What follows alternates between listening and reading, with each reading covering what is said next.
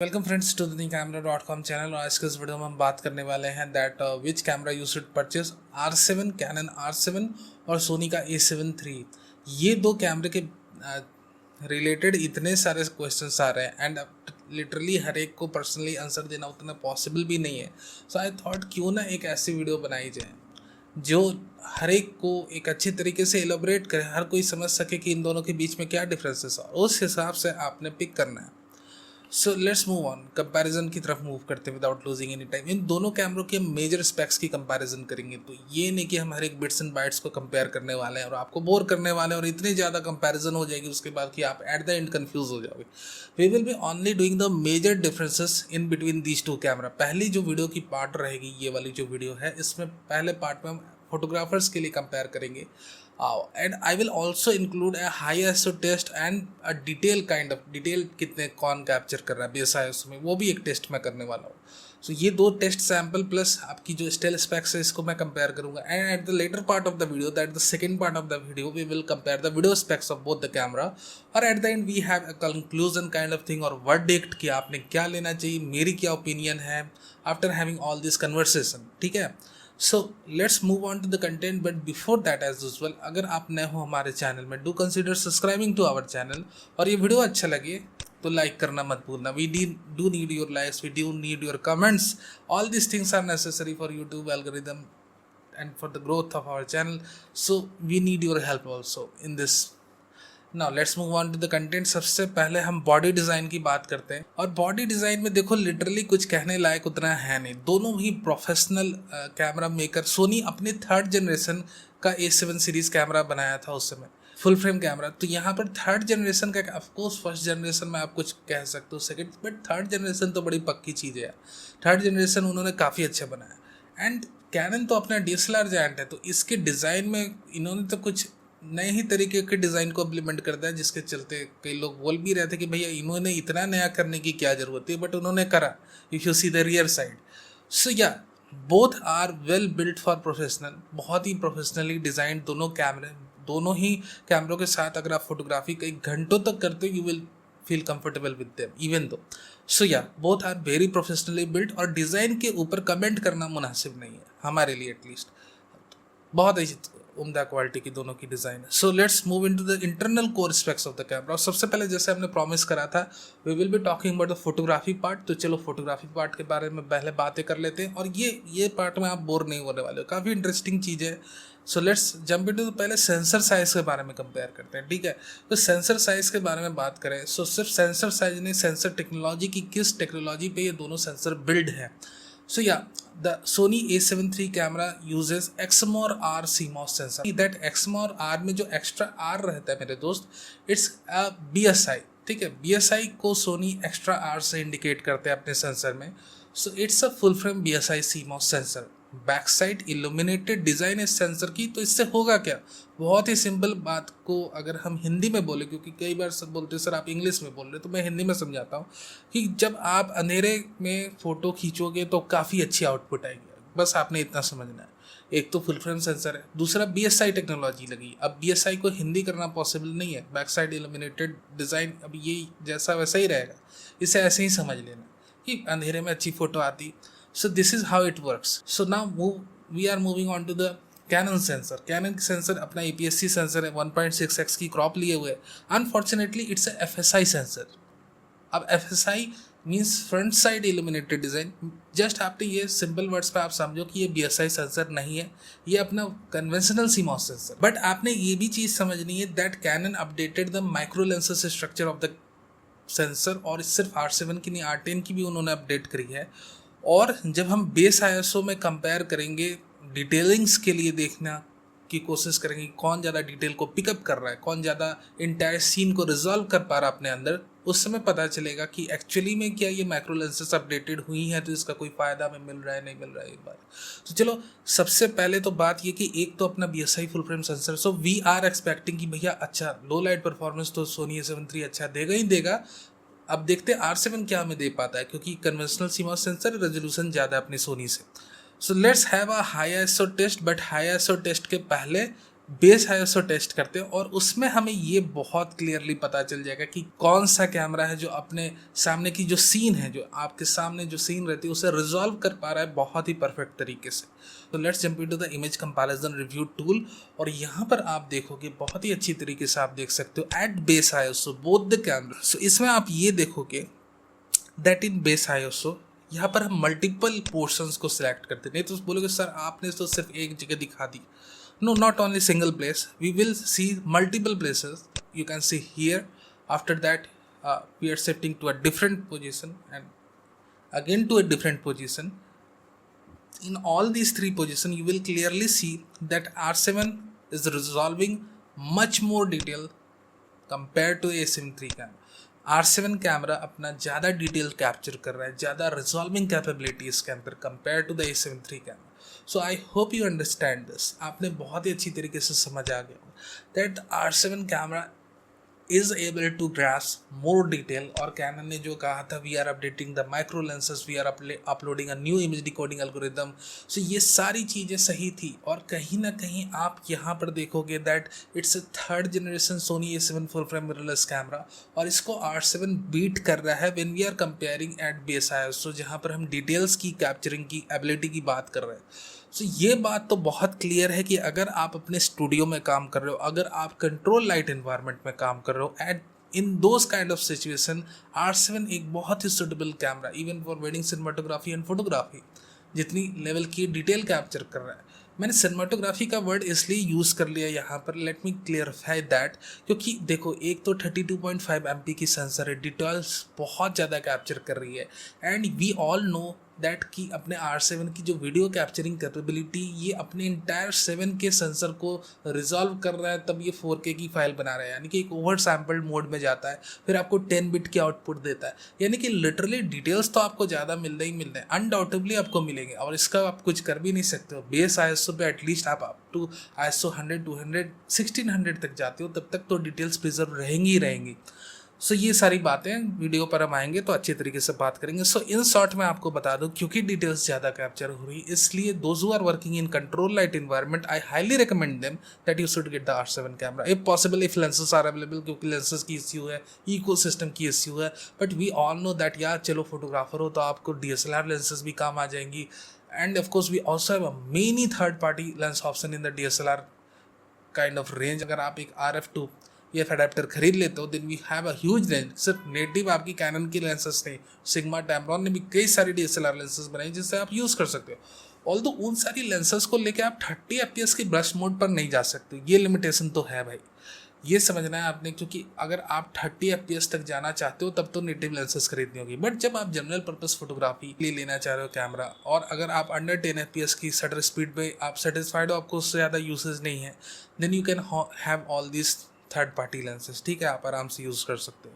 So moving on, ये तो हो गई भैया बेस ISO की टेस्ट। अब हम हाई ISO की टेस्ट कर लेते, जहाँ पर हमारा ये हमें पूरी उम्मीद है कि अपना R7 फेल करेगा इस पर्टिकुलर टेस्ट में, और A7 III कैमरा बहुत अच्छी तरीके से यहाँ पर विन करते हुए दिखेगा अनडाउटेबली। इसमें it's a rule of physics, इसे कुछ कोई हिला ही नहीं सकता, क्योंकि एक बड़ा सेंसर है, दूसरा इसमें अपनी BSI टेक्नोलॉजी लगी है, तो ये kind of a thing that आप इसे पीछे कर ही नहीं सकते हो अपने APS-C और conventional APS-C sensor. So let's move into the high ISO test, आप बहुत ही क्लियरली देखोगे। So let's jump into the 25600 ISO, और यहाँ पर आप देखोगे that the R7 is able to lose the thing very rapidly, lose कर रहा है बैटल को बहुत ही क्विकली। ये मतलब हाई ISO टेस्ट में उतनी अच्छी तरीके से परफॉर्म नहीं कर पा रहा। सो चलो यहाँ पर थोड़ा सा ये काम करते हैं, ये जानने समझने की कोशिश करते हैं कि कितनी स्टॉप की डिफरेंसेस है।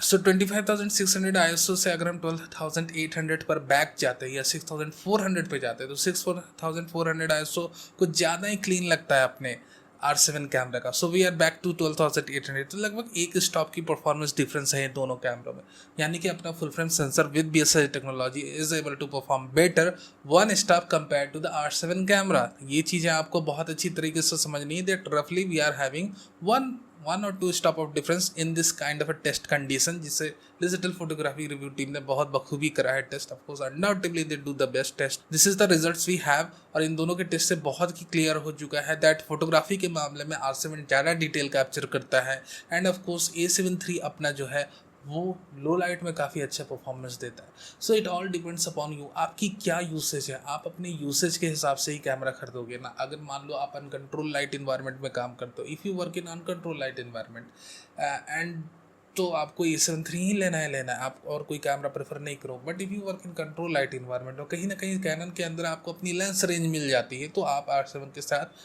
बेझिझक होकर जुड़ सकते हो, क्योंकि उसमें आपको रेजोल्यूशन की एडवांटेज मिल रही है। Moving on to the general specs को देखें तो of course we have the R3 AF system inside the R7। इसके बारे में ज़्यादा कुछ कहना मुनासिब नहीं रहेगा। 30 FPS की कंटिन्यूस शूटिंग स्पीड है, 15 FPS की मैकेनिकल शटर है। बाकी हर एक मामले में अपना R7 काफ़ी उम्दा है, काफ़ी स्पीडी कैमरा है compare to the A7 III। Literally इसमें मैं ज़्यादा टाइम वेस्ट नहीं करूँगा स्पेक्स के मामले में खासकर, क्योंकि of course we all know in all the senses कि भैया R7 ज़्यादा अच्छा परफॉर्म करेगा। तो यहाँ पर इस कंटिन्यूस शूटिंग स्पीड की बात करो, एफ परफॉर्मेंस की बात करो, the R7 is kind of a leader in this. ऐसा नहीं कि अपना A7 III इन्फीरियर है, ऑफकोर्स 10 FPS की शूटिंग स्पीड वहाँ भी मिलती है आपको। We also have kind of good AF tracking system, but हाँ R7 सुपीरियर है।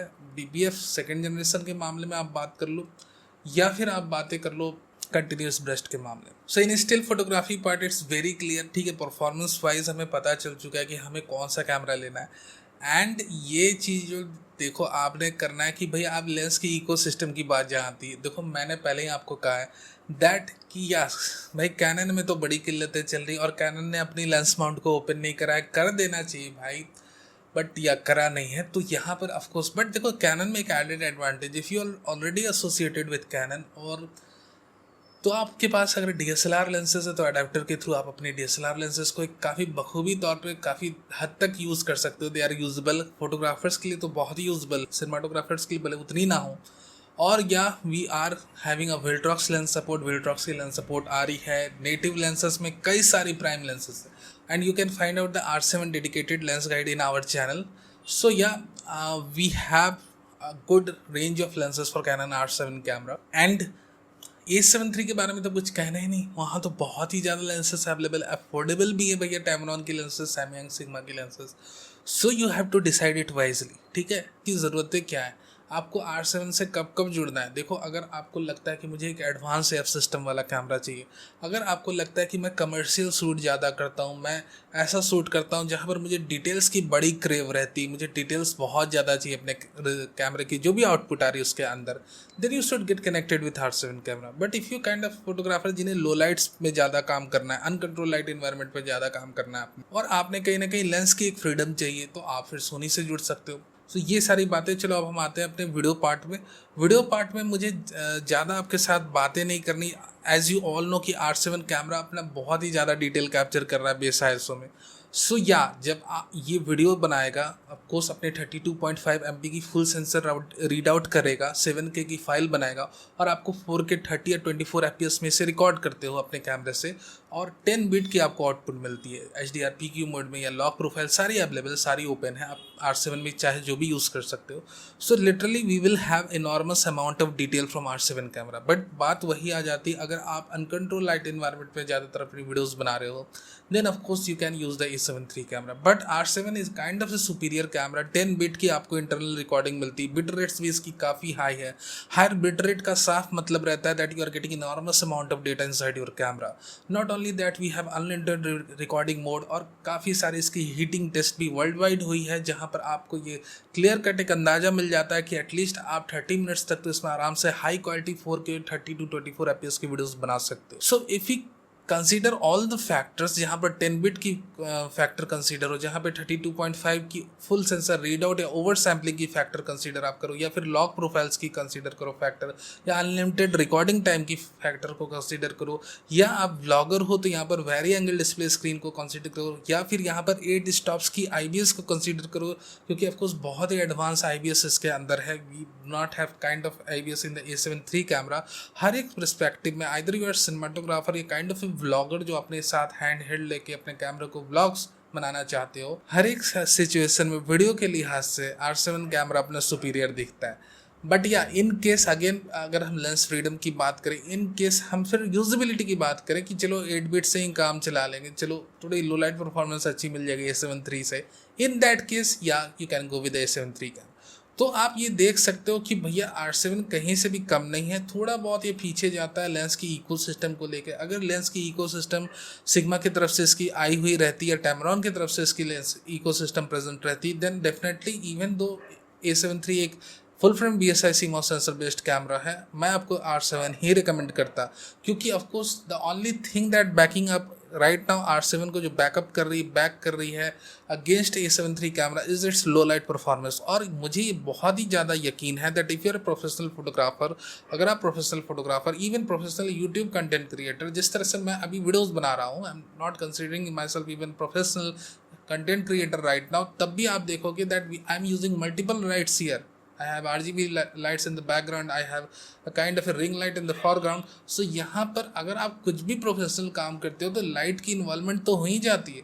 सो यहाँ पर तो ऐसी बात ही नहीं होती कि मुझे नहीं लगता कि भैया until unless you're a street shooter, until unless you're a candid shooter, तब तक इन those kind of specific situation आप अनकंट्रोल लाइट इन्वायरमेंट में काम करते हो। बट जहाँ भी आप थोड़ा भी प्रोफेशनल काम करते हो, जहाँ पर आप चाहते हो कि आपकी डिज़ायरेबल आउटपुट रहे और उस आउटपुट को आप पहले ही अपने दिमाग में रिक्रिएट कर ले, तो उसके लिए तो लाइट लगेगी लगेगी ना। उस समय आप अनकंट्रोल लाइट इन्वायरमेंट जैसी कोई कीवर्ड ही नहीं रहती है। So in that case you can have the R7 camera. Of course we have lenses issue, but lenses की इशू अगर आपको इसे आप खुद रिजॉल्व कर सकते हो, आप उनकी लेंस रेंज में through DSLR lenses, third party DSLR lenses और the native Canon RF lenses, तो इसमें कोई इशू नहीं, फिर आप R7 के साथ जुड़ो। Otherwise if you want lens freedom, otherwise if you want a bit better low light video quality and image quality, you can get connected with A7 III camera. Thank you very much for watching this video. ये सारी differences मुझे elaborate करना आपको बहुत ज़रूरी थी, इसके बाद आप जान समझ सकते हो कि आपको कौन सा कैमरा खरीदना चाहिए। And again even though if you have some question you can ask me in the comment section, आप मुझसे पूछ सकते हो, मैं आंसर करने की कोशिश जरूर करूँगा। We have groups, you can get connected to those groups, आप उन ग्रुप्स के साथ कनेक्ट कर रहो, लेटेस्ट अपडेट्स आपको मिलते रहेगी, आपकी क्वेरीज भी रिजॉल्व होते रहेगी। Thank you very much again for watching this video. I hope you like this video. Video अच्छा लगा हो तो लाइक करना नहीं भूलना, नहीं हो तो सब्सक्राइब भी कर लो for future updates, live news and viewers.